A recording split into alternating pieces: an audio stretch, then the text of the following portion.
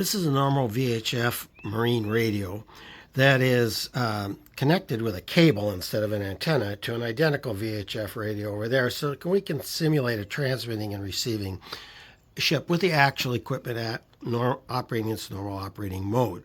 As you can see, this is the home screen with the channel we're listening to, channel 16, GPS position, date from GPS, and we have it set up to display the local time in Eastern Daylight Time. Just as a piece of information, this is a newer radio, so if we scroll through the channels, you'll see it's set up with the new 4-channel system. This is the former channel 7, is now 1007.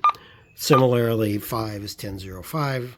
Channel 21 and 22 are 1021 and 1022 respectively. So that's how all your newer radios will be set up to use that new 4-channel system.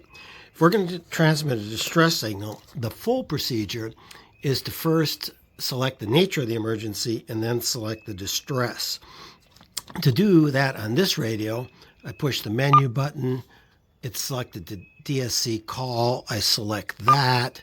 I then scroll down to distress alert message. I select that. And then I select the nature of the emergency. Let's call it flooding for this case.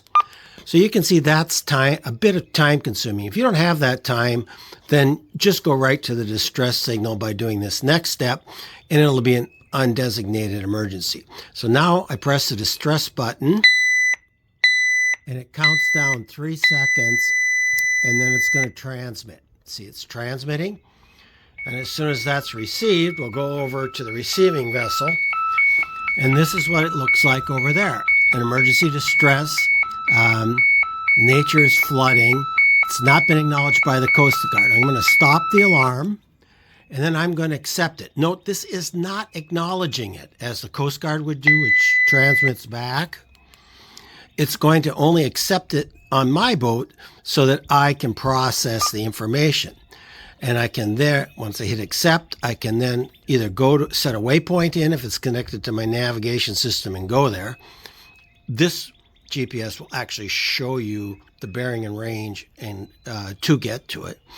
And if I select info, you can see the MMSI is listed on top, nature of the emergency, that's the MMSI up there, and then flooding, our position, and the time and the range. Okay, and I can save that to my log. Okay, and it's entered as a waypoint. Now I'm back on channel 16. At this point, I can pick up the radio here and just talk on channel 16. Vessel in distress, vessel in distress. This is Friendship 4, Friendship 4. I've received a distress call, over. Meanwhile, back on the transmitting radio, you can see that this screen shows I sent the flooding, my position that I'm at right now, and it's counting down. It's going to keep every 4 minutes, it's going to repeat that distress signal. It staggers it a few seconds so that you don't, if just in a weird chance you're transmitting on top of somebody, but approximately every 4 minutes, it will transmit the signal again until I cancel it. So I've already received a call from another vessel. They help me. I'm going to talk that. So I'm going to cancel this and watch what happens. Do I want to cancel it? Yes. It actually sends a signal to all boats that are receiving it. I just silenced that alarm, that distress call is canceled. Then I go back to my home screen, and we can now conduct our rescue.